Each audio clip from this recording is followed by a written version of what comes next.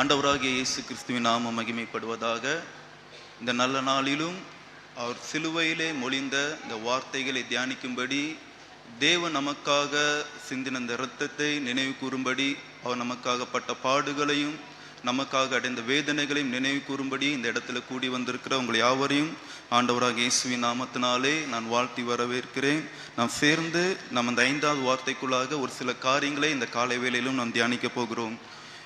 இந்த நாளிலும் நாம் ஏதோ ஒரு தத்துவ ஞானங்களை கற்றுக்கொள்ளும்படி வரவில்லை, அல்லது புதிய வேத பாடங்களை உருவாக்கும்படி அல்ல. சுமார் 2000 வருடங்களுக்கு முன்னதாகவே என்னுடைய பாவங்களுக்காக, என்னுடைய மீறுதலுக்காக, என் அக்கிரமம், என்னுடைய ஒழுங்கின்மை என்னை மீட்கும் பொருளாக தன்னையே ஜீவ பலியாய் ஒப்பு கொடுத்த அந்த ஆண்டவராகிய இயேசு கிறிஸ்து நம்மேல் பாராட்டினதான அந்த அன்பையும், அவர் நம்மேல் காண்பித்த அந்த நேசத்தையும் அந்த தியாகத்தையும் குறித்து தியானிக்கும்படியாய் இந்த காலை வேளையிலே நாம் கூடி வந்திருக்கிறோம். சற்று அந்த தேவன் நமக்கு அடைந்த அந்த வேதனைகளை, நமக்காய்ப்பட்ட அந்த பாடுகளை நம் சிந்தையிலே கொண்டு வருவோமே ஆனால், நிச்சயமாய் இந்த நாளிலும் நாம் வெறுமனே அல்ல, தேவன் இந்த வார்த்தையின் மூலமாய் நம்மோடு கூட இடைப்படுவாராக. இயேசு கிறிஸ்து பிடிப்பட்ட முந்தைய நாள் இரவிலே இருந்து ரோம போர்ச்சைவர்களால் அவர் அலக்கடிக்கப்பட்டவர்களாக, அங்கிங்கும் அசட்டை பண்ணப்பட்டவர்களாக நாம் வேதத்திலே நாம் பார்க்க முடியும். நீங்கள் என்னோடு கூட திருப்பிக் கொள்ளுங்கள். யோவான் எழுதின சுவிசேஷம் அதனுடைய 18வது அதிகாரம் 13வது வசனத்தில் நீங்கள் பார்க்கும்போது அதில் இப்படியாக சொல்லப்பட்டிருக்கிறது. யோவான் 18வது அதிகாரம் அதனுடைய 13வது வசனம்.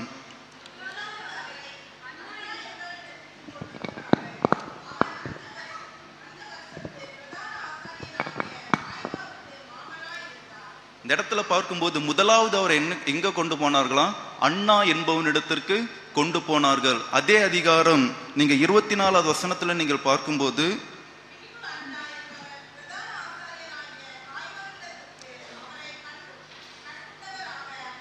பின்பு அண்ணா என்பவன் பிரதான ஆசாரியனாகிய காய்பாவினிடத்திற்கு என்ன செய்ய கொண்டு, கட்டுண்டவராக என்ன செய்ய கொண்டு போகிறார்?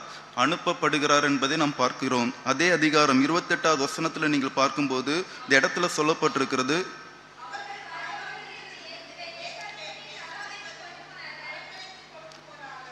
அவர்கள் காய்பாவினிடத்திலிருந்து இயேசுவை தேசாதிபதியின் அரண்மனைக்கு கொண்டு போனார்கள்.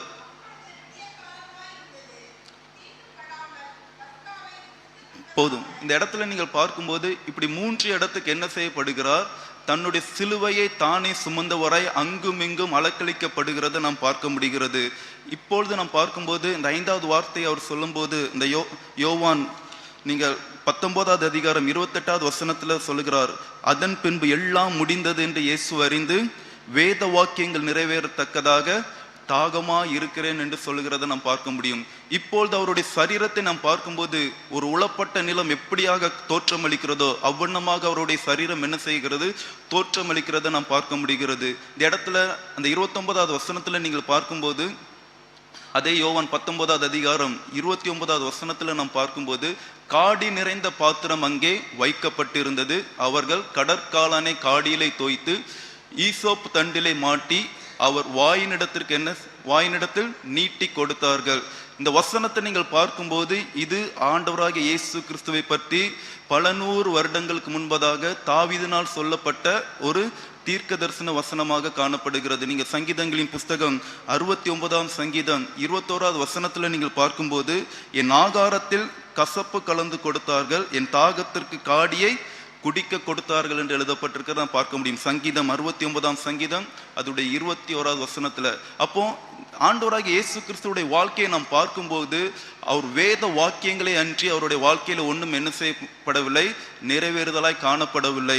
அவருடைய வாழ்க்கை பிறப்பாகட்டும், அவர் வாழ்ந்த நாட்களாகட்டும், அல்லது அவருடைய மரணமாகட்டும், எல்லாமே இதன் அடிப்படையில் தான் இருந்தது என்று பார்க்கும்போது வசனத்தின் அடிப்படையில் தீர்க்கதரிசினால் முன் உரைக்கப்பட்ட, அதாவது நியாயப்பிரமாணத்தில் தேவனை குறித்து எழுதப்பட்ட அந்த வார்த்தை நிறைவேறுதலாக காணப்பட்டதை நாம் பார்க்க முடிகிறது. அப்போ அதான் இந்த இடத்துல சொல்லப்பட்டிருக்கு, வேத வாக்கியம் நிறைவேறத்தக்கதாக தேவன் என்ன செய்கிறாராம்? இந்த இடத்துல தாகமா இருக்கிறார் என்று சொல்லுகிறத நாம் பார்க்க முடியும். அப்போஸ்தலனாகிய பவுல் கொரிந்து சபைக்கு எழுதும்போது அது இவ்வண்ணமாய் சொல்லுகிறத நாம் பார்க்க முடியும். 1 கொரிந்தியர் 15வது அதிகாரம் அதனுடைய 3, 4 ஆகிய வசனங்களை நாம் பார்க்கும்போது, 1 கொரிந்தியர், நான் அடைந்ததும் உங்களுக்கு பிரதானமாக ஒப்புவித்தது என்னவென்றால், போதும். கிறிஸ்துவானவர் நம் வேத வாக்கியங்களின்படி நமது பாவங்களுக்காக என்ன செய்தார்?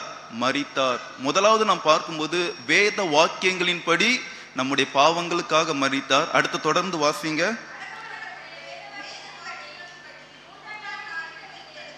இந்த இடத்துல பார்க்கும்போது அவருடைய மரணத்தை குறித்து அப்போஸ்தலனாகிய பவுல் கொரிந்து சபைக்கு எழுதும்போது அவர் அடக்கம் பண்ணப்பட்டு வேத வாக்கியங்களின்படி 3ஆம் நாள் என்ன செய்தார்? உயிர் தெழுந்ததை நாம் பார்க்க முடிகிறது. ஹல்லேலூயா. இந்த இடத்துல நாம் பார்க்கும்போது அவர் வேத வாக்கியங்களின் படியாக என்ன செய்கிறார்? அவர் நடந்ததே, அவர் வாழ்க்கை நடந்த காரியங்களை நாம் பார்க்க முடிகிறது. ஆண்டவராக இயேசு கிறிஸ்துவை திரளான ஜனங்கள் சூழ்ந்து கொண்டிருந்த நேரத்திலும் கூட அவர் ஜனங்களுக்கு உபதேசித்து சொன்னதை நாம் பார்க்கும்போது மத்தேயு 5ஆம் அதிகாரம் அதோடைய 17ஆவது வசனத்துல நாம் பார்க்கும்போது நியாய பிரமாணத்தை ஆனாலும் தீர்க்க தரிசன வசனங்களை ஆனாலும் அழிக்கிறதற்கல்ல, அதை நான் நிறைவேற்றுவதற்கே வந்தேன் என்று சொல்லுகிறத நாம் பார்க்க முடிகிறது. அப்போ ஆண்டவராக இயேசு கிறிஸ்து எதற்காக இந்த உலகத்திற்கு இரட்சகராக வந்தார் என்று பார்க்கும்போது வேத வாக்கியங்களை நிறைவேறத்தக்கதாக என்ன செய்யப்பட்டார்? அவர் அனுப்பப்பட்டார் என்பதை இந்த வசனங்களின் மூலமாய் நாம் கற்றுக்கொள்கிறோம். அப்போ நம் தேவனால் தெரிந்து கொள்ளப்பட்ட, அதாவது தேவனால் அழைக்கப்பட்ட, தேவனால் முன்குறிக்கப்பட்ட நம்முடைய ஒவ்வொருடைய வாழ்க்கையிலும் தேவன் என்ன செய்திருக்கிறார்? அவருடைய வேத வாக்கியங்களின்படி ஒரு திட்டத்தை நியமித்துள்ளார். அப்போ நம்முடைய வாழ்க்கையிலும் தேவன் ஒரு திட்டத்தோடு தான் நியமித்துள்ளார். நம்முடைய குறித்ததான தேவ திட்டங்கள் எதில் அடங்கியிருக்கிறது என்று பார்க்கும்போது நம்முடைய கரங்களிலே கொடுக்கப்பட்ட இந்த வேதாகமங்களில் அடங்கியிருக்கிறத நாம் பார்க்க முடிகிறது. அப்போ எதற்கென்று பார்க்கும்போது தேவனுடைய திட்டம் என்பது ஏதோ ஒரு சில வசனங்களை மாத்திரம் நம்முடைய வாழ்க்கையில நிறைவேற்றுவதற்கு அல்ல, முழுமையாக ஒரு இழந்து போன இந்த மனு குலத்தை மீட்கும் பொருளாக, இழந்து போன இந்த உலகத்தை மீட்கும் பொருளாக தேவன் என்ன செய்திருக்கிறார்? தன்னையே ஜீவபலியாய் ஒப்பு கொடுத்ததை நாம் இந்த வேதத்திலிருந்து நாம் கற்றுக்கொள்ள முடியும்.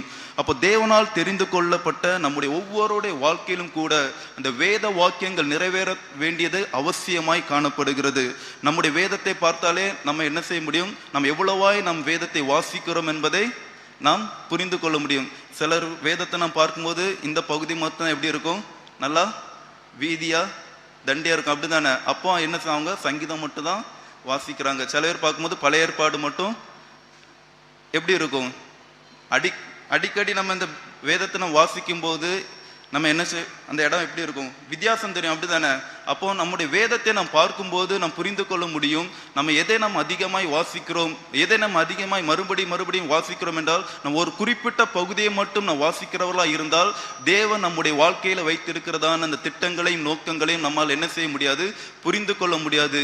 எப்பொழுது நம்ம முழு வேதத்தையும் நம்முடைய வசனங்களை ஒவ்வொன்றாய் நாம் தியானிக்கும் போது அந்த வேத வாக்கியங்கள் நிறைவேறத்தக்கதாக தாகமாய் இருக்கிறேன் என்று சொன்ன ஆண்டவராக இயேசு கிறிஸ்துவின் வார்த்தையின்படியாக, அதன்படியாக அந்த கரிசனையோடு நாம் வாசிக்கும் போது தேவன் நம்முடைய வாழ்க்கையில வைத்திருக்கிறதான அந்த நோக்கத்தையும் அந்த வேத வாக்கியங்களின்படி கொடுக்கப்பட்ட அந்த திட்டங்களை நாம் என்ன செய்ய முடியும்? புரிந்து கொள்ள முடியும். நீங்க வேதத்துல நீங்கள் பார்க்கும்போது 2 தீமோத்தேயுவின் புஸ்தகம் அதோடைய 3ஆவது அதிகாரம் 16, 17 ஆகிய வசனங்களை நாம் பார்க்கும்போது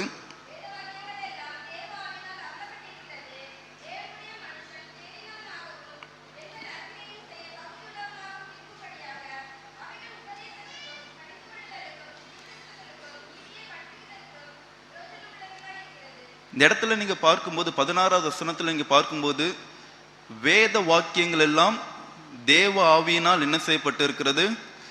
அருளப்பட்டு இருக்கிறது. அப்போ இதுல எழுதப்பட்டு இருக்கிற ஒவ்வொரு வார்த்தைகளும் தேவன் என்ன செய்திருக்கிறார்? அவர் ஆவியினால எழுதப்பட்டு இருக்கிறார். எதற்கென்று பார்க்கும்போது தேவனுடைய மனுஷனான் அவரால் தெரிந்து கொள்ளப்பட்ட நாம் தேறினவனாகவும் எந்த நற்கிரியையும் செய்ய தகுதி உள்ளவனாகவும் இருக்கும்படிக்கு.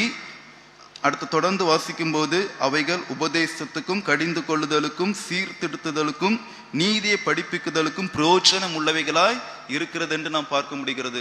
அப்ப எதற்கென்று இந்த வேத வாக்கியங்கள் நம்முடைய கரத்திலே கொடுக்கப்பட்டு இருக்கிறது என்று பார்க்கும்போது எந்த நற்கிரியை செய்கிறதற்கு தேறினவனாக கிறிஸ்துவுக்கு முன்பாக நிற்கும்படிக்கு தேவன் என்ன செய்திருக்கிறார்? நாம் எப்படி நடக்க வேண்டும் என்பதை குறித்து இந்த வேதத்திலே நமக்கு கற்றுத் தந்திருக்கிறார். அப்ப எப்படி நம்முடைய வாழ்க்கையில இந்த வேத வாக்கியங்களை நிறைவேற்ற போகிறோம் என்று நமக்கு கேள்வி இருக்கலாம். ஆனா அநேக காரியமா இருந்தாலும் நம்ம அநேக காரியங்கள் இது சொல்ல முடியும். ஆனால் அந்த பகல் வேளையிலே நான் ஒரு காரியத்தை மாத்திரம் நான் முக்கியத்துவப்படுத்த விரும்புகிறேன். அது என்ன என்று பார்க்கும்போது, நம்முடைய நற்கிரியைகளின் மூலமாய் நம்ம என்ன செய்ய முடியும்? இந்த வேத வாக்கியங்களை நிறைவேற்ற முடியும். அதாவது நம்மளுடைய நல்ல வேலைகள் மூலமாய் நாம் செய்கிற நம்மிடத்தில் வெளிப்படுகிறதான இந்த நற்கிரியின் மூலமாய் ஆண்டவராக இயேசு கிறிஸ்து நம்மை தெரிந்து கொண்ட இந்த நோக்கத்தை நாம் நிறைவேற்றுகிறவர்களாய் காணப்பட முடியும். நீங்க வேதத்துல நீங்க பார்க்கும்போது, அவர் வாழ்ந்த அந்த நாட்களிலே பார்க்கும்போது அவரை குறித்து சொல்லப்பட்டதான ஒரு வார்த்தை, அவர் நன்மை செய்கிறவராக என்ன செய்தாராம்? சுற்றி திரிந்தார் என்று நாம் வேதத்திலே வாசிக்கிறோம். அப்போ ஆண்டவராக இயேசு கிறிஸ்து வாழ்ந்த அந்த நாட்களை நம்ம பார்க்கும்போது, அவர் எந்தெந்த இடத்துக்கெல்லாம் போகிறாரோ அந்த இடத்துலலாம் ஒரு குருடன் இருந்தானா உடனே அவனுக்கு என்ன கொடுக்கிறார்? சுகம் அளிக்கிறத நாம் பார்க்க முடிகிறது. வியாதிப்பட்டு ஒருவன் இயேசுவினிடத்தில் கொண்டு வரப்பட்டால் அந்த இடத்துல அவன் வியாதி சுகமாடுகிறத நாம் பார்க்க முடிகிறது. எந்த தேவையோடு ஜனங்கள் இயேசுவினிடத்தில் வருகிறார்களோ அவர்களுடைய தேவைகள் என்ன செய்யப்படுகிறது? அந்த இடத்துல பூர்த்தியாக்கப்படுகிறத நம்ம அந்த இடத்துல நாம் பார்க்க முடிகிறது. காரணம், அவர் எப்படி சுற்றி திரிந்தாராம்? நன்மை செய்கிறவராக சுற்றி திரிந்தார் என்று நாம் வேதத்துல வாசிக்கிறோம். இந்த இடத்துல நாம் கற்றுக்கொள்ள வேண்டிய ஒரு காரியம் என்னென்று பார்க்கும்போது, அதான் வேத வசனங்கள் நமக்கும் சொல்லி தருகிறது. நன்மை செய்யும்படி உனக்கு திராணி இருக்கும்போது அதை செய்யத்தக்கவர்களுக்கு செய்யாமல் இராதே. ஒருவேளை தேவன் நமக்கு தந்த அந்த ஆசீர்வாதங்கள், தேவன் நமக்கு தந்த செழிப்புகள் எல்லாம் நம்முடைய சுயநலனுக்காக அல்ல, நாம் பொதுவாய் வைத்து அனுபவிப்பதற்கு, அதன் மூலமாய் தேவனுடைய ராஜ்யம் கட்டப்படுவதற்கு நாம் இணைந்து நாம் செயல்படும் போது, இந்த நற்கிரியை செய்ய நாம் முன் வரும்போது, தேவன் நம்மை குறித்து சொல்லப்பட்டதான இந்த வேத வாக்கியங்கள் நிறைவேறுதலாய் காணப்படும். இந்த இடத்துல பார்க்கும் அது மாத்திரமல்ல, எபிரேயர் 13-16 அந்த வசனங்களை நீங்க பார்க்கும்போது, எபிரேயருக்கு எழுதின நிருபம் 13வது அதிகாரம் அதோடைய 16வது வசனத்துல நீங்கள் பார்க்கும்போது,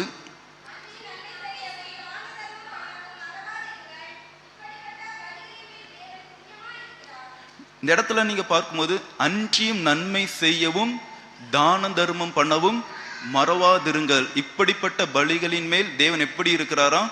பிரியமாய் இருக்கிறார் என்று எழுதப்பட்டிருக்கிறது. அப்போ தேவன் பிரியப்படுகிற ஒரு காரியங்களில் ஒன்று என்று பார்க்கும்போது, நாம் நற்கிரியை செய்யும் போது தேவன் என்ன செய்கிறார்? அதில் பிரியப்படுகிற தேவனாய் இருக்கிறார். இந்த இடத்துல ஆனா இன்றைய காலகட்டத்திலே நாம் பார்க்கும்போது, அது குறைந்து கொண்ட ஏதோ சோசியல் மீடியாவுக்கு பிரபலம் படுத்தும்படியாக நாம் செய்து கொண்டு இருக்கிறோம். வேதத்துல சொல்லப்பட்டிருக்கிறது, நம்முடைய வலது கை செய்கிறது இடது கைக்கு என்ன செய்யக்கூடாதான்? தெரியக்கூடாது. தெரியாதபடிக்கு நம்ம என்ன செய்ய வேண்டும்? நற்கிரியை செய்கிறவர்களாக இருக்க வேண்டும். ஆனா இந்த காலகட்டத்தில் நாம் பார்க்கும்போது அது மிகவும் என்ன செய்யப்பட்டிருக்கிறது? இந்த சோசியல் மீடியாவிலே பிரபலமாகும்படி அவங்க என்ன செய்கிறார்கள்? அநேகர் செய்து கொண்டு இருக்கிறத நாம் பார்க்க முடிகிறது. நாம் அப்படி செய்யக்கூடாது. நாம் எப்படி செய்ய வேண்டும் என்றால், நாம் வலது கை செய்கிறதை இடது கை அறியாதபடிக்கு நாம் அவர்கள் உதவியாக இருக்க வேண்டும். அதான் ஆண்டவராக இயேசு கிறிஸ்து தன்னுடைய மலை பிரசங்கத்தில் சொல்லும்போது, 5வது அதிகாரம் மத்தேயு எழுதின சுவிசேஷம் அதோடைய 5வது அதிகாரம் 20வது வசனத்துல நீங்கள் பார்க்கும்போது, வேத பாரகர் பரிசேயர் என்பவர்களுடைய நீதியிலும் உங்கள் நீதி எப்படி இருக்க வேண்டுமா? அதிகமாக இருக்க வேண்டும் என்று எழுதப்பட்டிருக்கிறது. அப்போ நம்ம வாயினால் சொல்வதை காட்டிலும் நம்முடைய கிரியைகளினாலே நாம் வெளிப்படுத்துவோமையானால் அதில் தேவன் என்ன செய்கிறார்? பிரியப்படுகிற தகப்பனாய் இருக்கிறார். நாம் செய்யவில்லை என்று நான் இந்த காலை வேளையிலே நான் சொல்லவில்லை, நாம் செய்கிறோம். ஆனால் நாம் யாருக்கு செய்து கொண்டு இருக்கிறோம்? நாம் கண்டவர்களுக்கு நாம் செய்கிறோமா? தேவையுள்ளவர்களுக்கு செய்து கொண்டு இருக்கிறோமா? அல்லது எங்கேயோ ஒரு இடத்துல இருக்கிற ஒரு நபருக்கு, நாம் காணாத ஒரு நபருக்கு நாம் செய்து கொண்டு இருக்கிறோமா? வேதத்துல நாம் பார்க்கும்போது, கண்ட சகோதரனிடத்தில் அன்பு கூறாதவன் தேவனிடத்தில் எப்படி அன்பாய் இருப்பான். அப்போ நம்ம பார்க்கும்போது தேவையுள்ள மனிதர் நம் பக்கத்திலே இருக்கும்போது, நம் அவர்களுக்கு உதவியாய் நம்முடைய கரங்களை நீட்டும் போது, நற்கிரியை செய்யும் போது அதில் தேவன் என்ன செய்கிறார்? பிரியப்படுகிற தேவனாய் இருக்கிறார். ஆண்டவராக இயேசு கிறிஸ்து ஒரு உவமை சொல்லும்போது இப்படியாக நாம் பார்க்க முடியும். மத்தேயு எழுதின சுவிசேஷம் 25வது அதிகாரம். வேதம் இருக்கிறவர்கள் எல்லாரும் வேதத்தை எடுத்துக்கொள்ளுங்கள். மத்தேயு எழுதின சுவிசேஷம் அதனுடைய 25வது அதிகாரம். இந்த வசனங்களை நான் வாசிக்கிறேன், நீங்க கவனிங்கள்.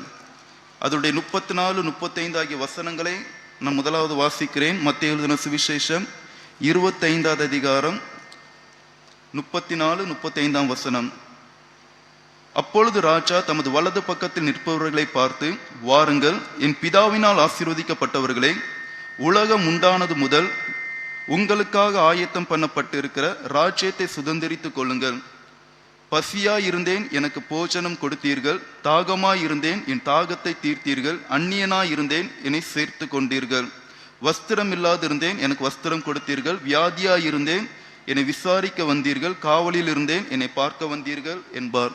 இந்த இடத்துல நீங்க பார்க்கும்போது முதலாவது சொல்லப்பட்டிருக்கிறது, தமது வலது பக்கத்தில் நிற்பவர்களை பார்த்து இயேசு சொல்லுகிறதான வார்த்தையை நாம் பார்க்க முடிகிறது. அதே அதிகாரம் 37 40 முடிய நீங்கள் பார்க்கும்போது இடது பக்கத்தில் இருக்கிறவர்களை பார்த்து அந்த இடத்துல சொல்லப்பட்டிருக்கும், அப்பொழுது நீதிமான்கள் அவருக்கு பிரதியுத்தரமாக, ஆண்டவரே, நாங்கள் எப்பொழுது உம்மை பசி உள்ளவராக கண்டு உமக்கு போஜனம் கொடுத்தோம், எப்பொழுது உம்மை தாகம் உள்ளவர்களாக கண்டு உமக்கு தாகத்தை தீர்த்தோம், எப்பொழுது உம்மை அந்நியராக கண்டு உம்மை சேர்த்து கொண்டோம், எப்பொழுது உம்மை வஸ்திரம் இல்லாதவர்களாக கண்டு வஸ்திரம் கொடுத்தோம், எப்பொழுது உம்மை வியாதி உள்ளவராகவும் காவலில் இருக்கிறவராகவும் உம்மிடத்தில் வந்தோம் என்பார்கள். அதற்கு ராஜா பிரதியுத்தரமாக, மிகவும் சிறியவராகிய என் சகோதரனாகிய இவர்களில் ஒருவனுக்கு எதை செய்தீர்களோ அதை எனக்கே செய்தீர்கள் என்று மெய்யாகவே உங்களுக்கு சொல்லுகிறேன். மிகவும் சிறியவர்களாகிய இவர்களில் ஒருவனுக்கு நீங்கள் எதை செய்தீர்களோ அதை யாருக்கு செய்ததா இருக்கிறது? நம் தேவனுக்கு செய்கிறதாய் காணப்படுகிறது. ஏன்னா அவங்க நம் கண்மானாதான் வைக்கப்பட்டிருக்கிறார்கள். நம் கண்ட சகோதரனிடத்தில் நாம் அன்பு கூறும்போது நம்முடைய கனி வெளிப்பட வேண்டும் என்று நாம் பார்க்க முடிகிறது. ஆனால் நம்முடைய பார்வையில நாம் பார்க்கும்போது நாம் பொதுவாகவே நான் சொல்லுகிறேன், நம்ம யாரே நாம் நீதிமான், யாரே நம்ம நீதிமான் என்று நாம் பட்டம் அளிப்போம் என்று பார்க்கும்போது, ஒழுங்கா சர்ச்சுக்கு வந்தா, ஒழுங்கா ஜபம் பண்ணா, வேதம் வாசிச்சா, பொறுமையா இருந்தா, அல்லது சாந்தமா இருந்த இவர்களாம் என்னது தேவ மனுஷன் என்று நாம் சொல்லுவது உண்டு. ஆனா வேதம் அதை சொல்லவில்லை. அந்த இடத்துல சொல்ல, தேவனுடைய கிரியை நம்மில் வெளிப்பட வேண்டும். ஒருவன் கிறிஸ்துவுக்குள் இருந்தால் அவன் எப்படி இருக்கிறான்? புது சிருஷ்டியா இருக்கிறான். அப்போ கிறிஸ்துவுக்குள் இருக்கிறேன் என்று சொல்லுகிறவர் நாம் இப்படிப்பட்டவராய் இருக்க வேண்டுமே என்றால், கிறிஸ்து நம்மில் நிலைத்திருந்தால் அவர் செய்தவற்றை நாமும் செய்கிறவர்களாக காணப்பட வேண்டும். அவர் எப்படி நன்மை செய்கிறவராக சுற்றி திரிந்தாரோ நம்முடைய வாழ்க்கையிலும் நாம் நற்கிரியை செய்கிறவர்களாக நாம் என்ன செய்யப்பட வேண்டும்? காண வேண்டும். நீங்க ஆதி திருச்சபையில நீங்கள் பார்க்கும்போது நீங்க வேதத்திலே நீங்க பார்க்க முடியும். அப்போஸ்தலர் நடபடிகள் அதனுடைய 9வது அதிகாரம் அதனுடைய 36வது வசனத்தில் நீங்கள் பார்க்கும்போது, அப்போஸ்தலர் நடபடிகள் அதனுடைய அவர் நற்கிரியைகளையும் தர்மங்களையும் எப்படி செய்து வந்தாலாம்? மிகுதியாய் செய்து வந்தார். அப்போ ஒருவரால் நம்ம என்ன செய்வோம்? நாம் நற்கிரியை செய்கிறவர்களாக காணப்படுவோம். அது மாத்திரமல்ல, அதனுடைய 10வது அதிகாரம், அப்போஸ்தலர் 10வது அதிகாரம் 2, 3, 4 ஆகிய வசனங்களை நீங்க பார்க்கும்போது அதில் சொல்லப்பட்டிருக்கிறது, 100க்கு அதிபதியாகிய கொர்நேலியு என்ற மனிதனை குறித்து நம்ம இந்த இடத்துல நாம் பார்க்க முடியும். அந்த இடத்துல நீங்க பார்க்கும்போது அவனுடைய ஜெபங்களும் உன் ஜெபங்களும், 4வது வசனம், உன் ஜெபங்களும் உன் தர்மங்களும் தேவனுக்கு நினைப்பூட்டுதலாக அவர் சந்நிதியில் வந்து என்ன செய்திருக்கிறது? வந்தெட்டி இருக்கிறது என்று சொல்லப்பட்டிருக்கிறது. அப்போ நாம் நற்கிரியை செய்ய நாம் பழகி கொள்ள வேண்டும். நாம் நற்கிரியை செய்கிறவர்களாய் நாம் மாற வேண்டும். இந்த நாளிலும் கூட அவருடைய சிலுவை பாடு மரணங்களை தியானிக்கும்படியாய் கூடி வந்திருக்கிற நம்முடைய வாழ்க்கையிலும் இந்த பகல் வேளையிலே நம் இந்த உணர்த்தப்பட வேண்டுமேயானால், நம்முடைய வாழ்க்கையிலே வேத வாக்கியங்கள் நிறைவேற வேண்டுமேயானால், நாமும் அநேக காரியம் இருந்தாலும் நாமும் நற்கிரியை செய்கிறவர்களாக காணப்பட வேண்டும். நீங்க பழைய திருச்சபைகளை நீங்க பார்க்கும்போது, அல்லது பல நூற்றாண்டுகளுக்கு முன்பதாக இந்த கன்னியாகுமரி மாவட்டத்தில் நீங்க பார்க்கும்போது அநேக மிஷினரிகள் என்ன செய்தார்கள்? தங்களுடைய சொந்த தேசத்தை விட்டு இந்த தேசத்தில் வந்து அவங்களுக்கு எவ்வளோ ஆஸ்திகள் இருந்தது, அந்தஸ்து இருந்தது, சொத்துகள் இருந்தது. ஆனால் தேவன் மேல் வைத்த அந்த அன்பின் நிமித்தமாய் அவர்கள் இந்த பல கன்னியாகுமரி மாவட்டத்தில் பல இடங்களில் என்ன செய்தார்கள்? இயேசுவின் அன்பை சுவிசேஷமாய் அறிவித்து நற்கிரியை செய்கிறவர்களாக காணப்பட்டார்கள். அது இன்று நம்மால் என்ன செய்யப்பட்டு கொண்டிருக்கிறது? பேசப்படுகிற காரியமாய் காணப்படுகிறது. அதே போல நம்முடைய வாழ்க்கையிலும் கூட நாம் என்ன செய்ய வேண்டும்? நாம் நற்கிரியை செய்கிறவர்களாக காணப்பட வேண்டும். அதான் அப்போஸ்தலனாகிய பவுல் தீமோத்தேயுவுக்கு எழுதும் போது அவர் கட்டளையாக சொல்லுகிற ஒரு காரியம் என்னென்று பார்க்கும்போது, 1 தீமோத்தேயு 6வது அதிகாரம் அதனுடைய 18, 19 ஆகிய வசனங்களை நாம் பார்க்கும்போது, 1 தீமோத்தேயு 6வது அதிகாரம் 18, 19 ஆகிய வசனங்கள்.